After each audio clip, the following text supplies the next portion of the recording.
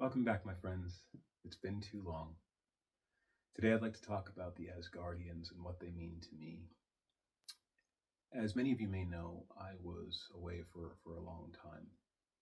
I went through a mental breakdown, and it was the Asgardians that helped me to be able to put things into perspective. So, I'd like to just take a little bit of time to talk about what I see in them that some other people don't necessarily see. So, first, we can't talk about Thor without talking about Loki or Odin and the dynamic between them. And as a father, I started to examine where the failures really happened. And when we think about Thor's depression, which is where I really identified with him, the fat Thor, the broken Thor, that's where I really found my place. So when we think about that, and we think about the failures of Loki, particularly when we know the brilliance that Loki is capable of, when we think how he ended and he is literally holding the universe together, he's always capable of the throne. So where does the failure lie? Is it in Thor or is it in Loki? Surely, yes. Thor is arrogant and he just sees everything as a big nail, right? And I can identify with that. And he could tax every problem with the same exact method. He strikes it. And Loki, of course, is desperate to prove his worth, and he does everything as a plea to his adoptive father to show that he's worthy. So when I think about these two things, where do they come from? And I think it comes from the expectations of the father. So I was born in 1977. So that means that for the entire time I was growing up, everyone believed that the best movie that had ever been recorded, ever will be recorded, was The Godfather. And it's a fantastic movie.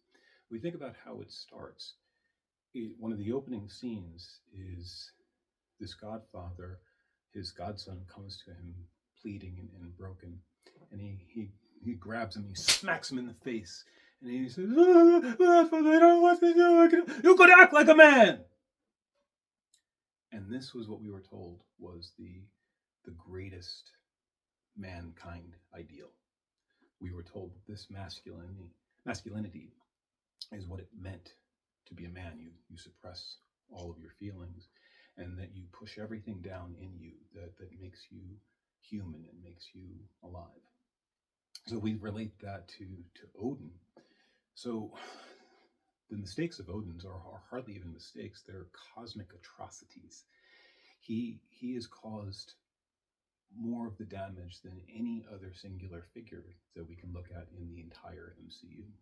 And let's see why. So, by first off, cruelly taking the son, taking Loki from his father, taking Loki from his home, and then never telling him, and then also always, time after time, treating him like the second, always telling him that only one person can be king, and by the way, it's Thor. You're not going to be worthy.